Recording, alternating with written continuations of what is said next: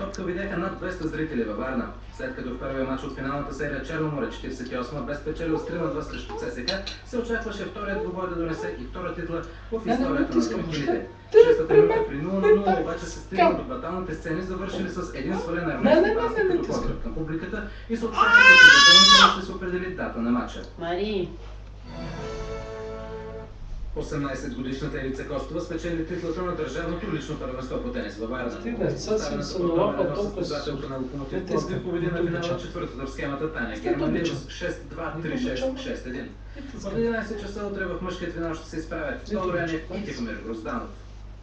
А беше всичко в емисията. Останете със студиото на матча България и Италия. Аз ви желая. Не се подмазвай. Не се подмазвай. Шема. Се събра са всички маслини, събра па на ръка.